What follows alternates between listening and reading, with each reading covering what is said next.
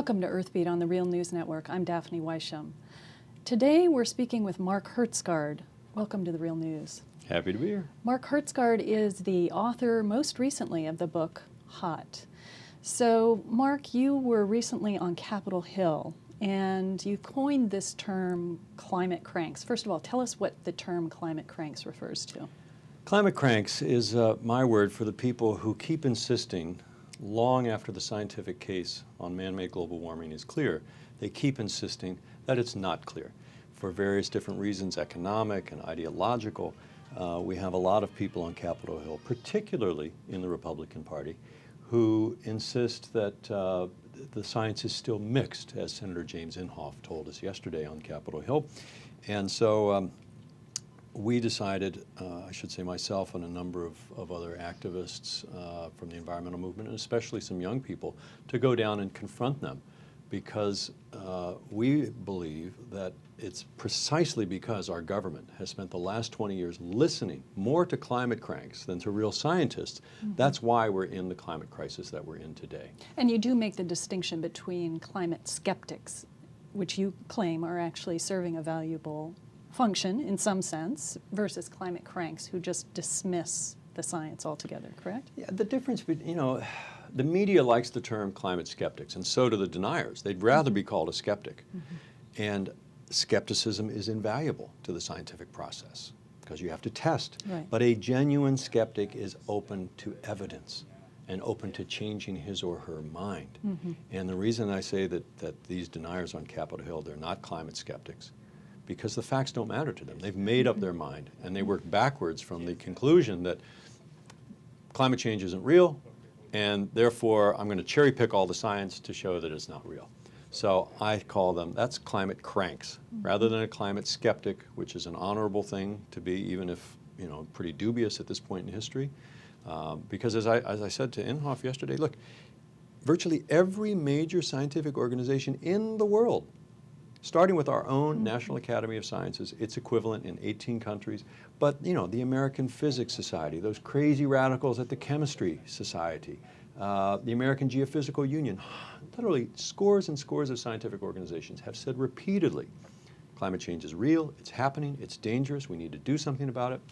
In the face of all that, if you are still insisting in the year 2011 that it's all a left-wing hoax, that's a crank. What, are they all in on the conspiracy?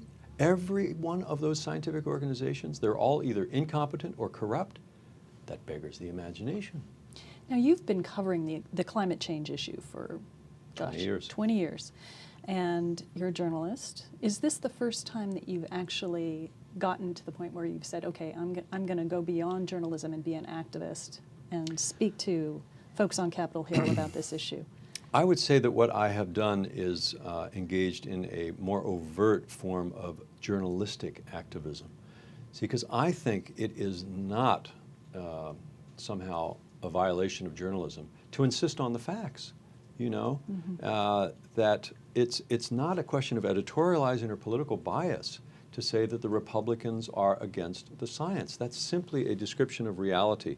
And one of the easiest ways to see that is that the Republicans are the only major political party in the world who doubt climate science. Go look at the right-wing parties that are running the governments of Britain, Germany, France. They're all under the control of right-wing governments now. None of those parties have questioned climate science for 15 years. Now they argue about what do we do about it.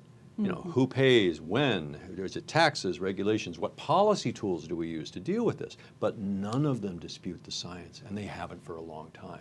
And what do you attribute that to? I think there's two main reasons that the U.S. is still lagging on this. And one reason is that there is a Fox TV presence in our media, and the mainstream media is cowed by Fox TV. And so Fox TV is amplifying the voice of a very small minority, mainly in the Republican Party, but not only. And so there's the appearance of there being much more dispute about the science than the actuality. In fact, Fox management has, in fact, given instructions to their news folks and their anchor folks that they're not allowed to use the words climate change, correct?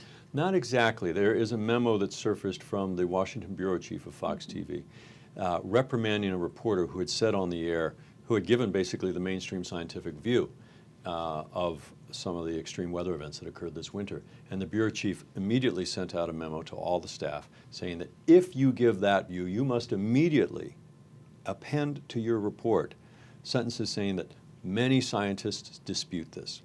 Well, I'm sorry, that is simply factually inaccurate. That is journalistic malpractice.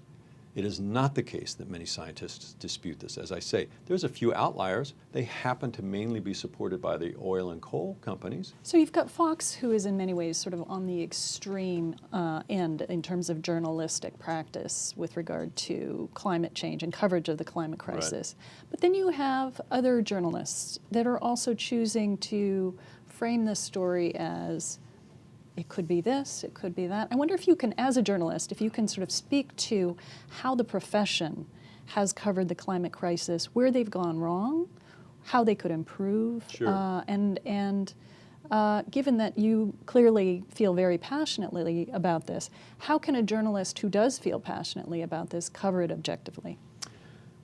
Well, I should preface this by saying I wrote a book some years ago about the media in Washington called On Bended Knee that focused on the Reagan years.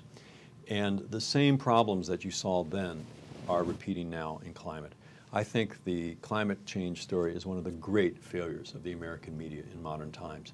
And there have been a couple of causes for it. One is this belief, especially in Washington, that you cover these issues from a political perspective rather than a scientific perspective, and that you balance, that there has to be one voice over here and one voice over here.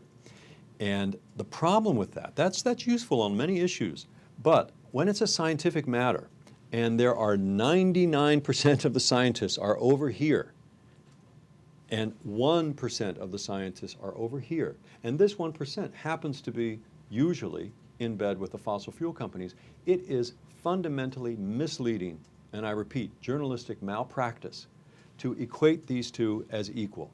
They are journalists. Their job is to inform the public and to follow the facts, not to cover it as a political dogfight. So we have a clip from your interaction with Senator Inhofe. Let's take a look. I just want to ask you some questions about climate science, and I know you have a lot of opinions about it. Sure. Why does your party continue to deny what the National Academy of Sciences and virtually every major you ask the scientific same organization question over and over and over again. The science is mixed. We all know the science is mixed. The economy is not mixed. When all of these scientific organizations in the world, and every political party in the world but your own, admits that climate change is happening, it's real, and it's dangerous, why does your party keep insisting that it's not? You're wrong on that. The science is mixed on that. Well, and you know it. I do not know that, sir. So tell us more about that interaction with Senator Inhofe. Now, he is one of the biggest friends of the fossil fuel industry, correct? You would have to say he's the godfather of climate deniers and climate cranks on Capitol Hill. He's the one who coined that imperishable phrase that climate change is, quote, a liberal hoax, the biggest hoax ever perpetrated on the American people. Of course, he comes from the oil-rich state of Oklahoma, and he has been leading the charge against climate scientists. He has even called for criminal charges against climate scientists such as James Hansen. And as you saw, he keeps insisting that the science is mixed when it's not. So we wanted to call him out, and frankly, not because we expect to change Senator Inhofe's mind. The climate cranks have made up their minds. They're not going to be swayed by facts. That's what makes them not skeptics.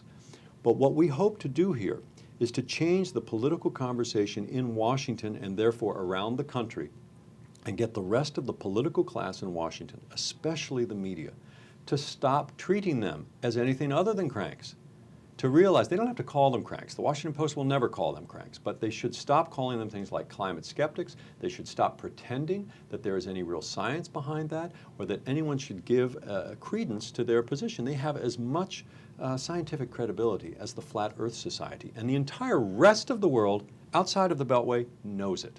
So we want the Beltway to catch up to reality, I guess. Thanks for speaking with us today, Mark Hertsgaard. And thank you for watching the Real News Network. I'm Daphne Weisham with Earthbeat.